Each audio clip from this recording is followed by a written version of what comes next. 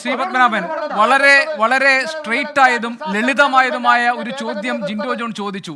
വയനാട്ടിലെ ചൂരൽമലയിലെയും മുണ്ടക്കയിലെയും ദുരന്ത ബാധിതരുടെ കാര്യത്തിൽ എന്താണ് BJPയുടെ നിലപാട്? അവിടുത്തെ ജനങ്ങൾക്ക് ദുരിതാശ്വാസം വേണം എന്ന അഭിപ്രായം നിങ്ങൾക്കുണ്ടോ?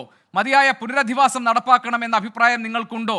നിങ്ങളുടെ 2 കേന്ദ്രമന്ത്രിമാർ ഇവിടെ ഉള്ളപ്പോൾ ഈ കേന്ദ്രത്തിന്റെ സഹായധനം വയനാട്ടിൽ ഈ ദുരന്തം അനുഭവിക്കുന്ന പാവപ്പെട്ടവരുടെ കൈകളിലേക്ക് എത്തണം എന്ന് നിങ്ങൾക്ക് അഭിപ്രായമുണ്ടോ? പ്രധാനമന്ത്രി വന്ന് കണ്ട് കണ്ണീർ തൂകിപ്പോയ ആ നാട്ടിലെ ജനങ്ങൾക്ക് ചികിത്സയടക്കമുള്ള കാര്യങ്ങൾക്ക് വഴിമുട്ടി നിൽക്കുമ്പോൾ കേന്ദ്രത്തിന്റെ ഒരു കൈത്താങ്ങ് കൊടുക്കണമെന്ന അഭിപ്രായം സംസ്ഥാനത്ത് BJPക്ക് ഉണ്ടോ? ആ ചോദ്യത്തിന് എന്താണ് താങ്കളുടെ മറുപടി?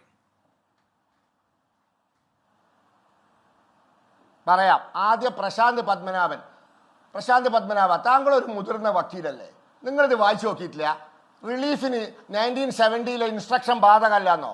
Four the maintenance of law and order, maintenance of essential services, disaster relief and other type of assistance, armed forces can be asked to provide troops and equipments for a flag march, rescue and relief.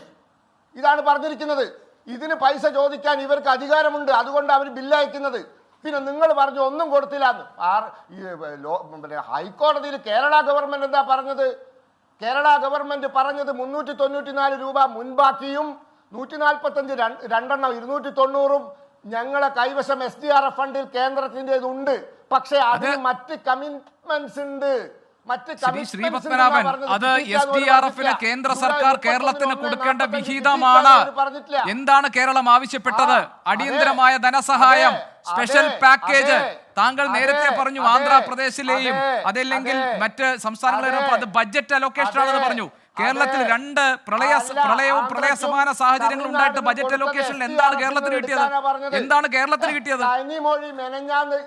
കൈനിമൊഴി ഇന്നലെ പ്രസംഗിച്ചില്ലേ ഞങ്ങൾക്കൊന്നും കിട്ടിയില്ലെന്ന്?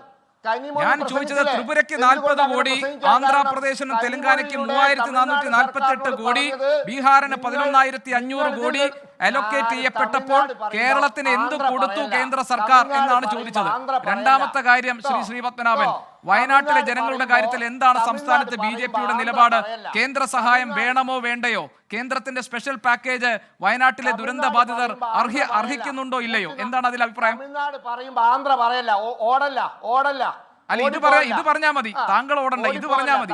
എന്താണ് നിങ്ങൾക്ക് കേരളത്തിലെ നിലപാട് പറഞ്ഞാൽ മതി. വയനാട്ടിലെ ആളുകൾക്ക് കേന്ദ്ര സഹായം കൊടുക്കണോ? ഞാൻ പറയട്ടെ, ഞാൻ പറഞ്ഞുതരാ. ചോദ്യം ഇങ്ങനെ തുടർന്ന് ഇങ്ങനെ പ്രസംഗിച്ച് പോയല്ല. ഞാൻ പറഞ്ഞുതരാ. കേരള ഗവൺമെന്റ് ആവശ്യപ്പെട്ട PDN 588 പേജ് അവിടെ പരിശോധിച്ചുകൊണ്ടിരിക്കുകയാണ്. അതിനിടയിലാണ് ഇന്റർ മിനിസ്റ്റീരിയൽ കമ്മിറ്റിയുടെ നിർദ്ദേശപ്രകാരം 153 കോടി രൂപ പാസ്സാക്കിയത്. അതിനു മുമ്പ് 145 കൊടുത്തു. ഇത് 2005 ആക്ട് പ്രകാരം ദുരന്തമുണ്ടായിട്ടല്ല പൈസ കൊടുക്കേണ്ടത്. ഓരോ സംസ്ഥാനത്തിനും ഓരോ വർഷവും ദുരന്തമുണ്ടെങ്കിലും ഇല്ലെങ്കിലും പൈസ കൊടുത്തോണ്ടിരിക്കണം കേന്ദ്രം. അത് 2005 ആക്ടിലെ പ്രൊവിഷനാണ്. 1800 കോടി രൂപയാണ് കേരളത്തിന് 5 വർഷത്തേക്ക് നീക്കിവെച്ചത്.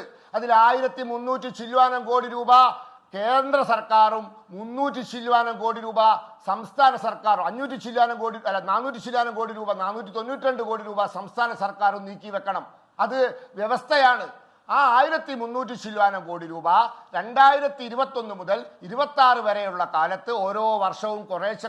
അല്ല, അതൊക്കെ ശരി, SDRFന് കൊടുക്കുന്നല്ല. ഇവിടെ ഒരു കേന്ദ്ര സംഘം വന്ന് പരിശോധിച്ചല്ലോ വയനാട്ടിൽ. ശ്രീപത്മനാഭൻ, അവരൊരു റിപ്പോർട്ട് കേന്ദ്ര സർക്കാരിന് കൊടുത്തില്ലേ? എന്നിട്ട് എന്ത് സഹായധനം വയനാട്ടിലെ ജനങ്ങൾക്ക് നൽകി? ഓഗസ്റ്റ് 10 പ്രധാനമന്ത്രി വന്നു. ഓഗസ്റ്റ് 17 ദേശീയ ദുരന്ത നിവാരണ പ്രതികരണ നിധിയുടെ മാനദണ്ഡങ്ങൾക്കനുസൃതമായി കേരളം ആവശ്യപ്പെടുന്ന തുക ഇനം തിരിച്ചു നൽകി. എന്ത് നടപടി ഉണ്ടായി? അമിത്ഷാ ഒരു കത്തെഴുതി കൊടുത്തു പ്രിയങ്ക ഗാന്ധിക്ക്, ഒന്നും വേണ്ട രീതിയിൽ അറിയിച്ചില്ല. അല്ലാതെ വേറെ എന്ത് നടപടി ഉണ്ടായി? എന്ത് പൈസ കൊടുത്തു? എവിടെ പൈസ കൊടുത്തു? SDRFന് കൊടുത്തു അല്ലാതെ വേറെ എന്ത് പൈസ കൊടുത്തു? താങ്കൾ കവലപ്രസംഗം നടത്തുന്നുണ്ട്. കേരളത്തിലെ ജനങ്ങളെ മുഴുവൻ തെറ്റിദ്ധരിപ്പിച്ച് കേരളത്തിലെ 2 പഞ്ചായത്തിൽ സംഭവിച്ച ദുരന്തമാണെന്ന് ലഘൂകരിച്ച് മുൻ കേന്ദ്രമന്ത്രി ഇവിടെ പരാമർശം നടത്തി, ഇരട്ടത്താപ്പ് നടത്തി കേരളത്തിലെ ജനങ്ങൾ ഇരുട്ടിൽ നിർത്തുന്നുണ്ട്. അതുകൊണ്ടാണ് കവലപ്രസംഗം നടത്തേണ്ടത്. അത് ഇനിയും ഞാൻ നടത്തും. ശ്രീ സി ആർ നീലകണ്ഠൻ, അത് താങ്കൾ അതൊരു അല്പമെങ്കിലും ആത്മാർത്ഥത ഈ കാര്യങ്ങളിൽ വേണം. അത് അല്പമെങ്കിലും ആത്മാർത്ഥത ഈ കാര്യങ്ങളിൽ കാണിക്കും.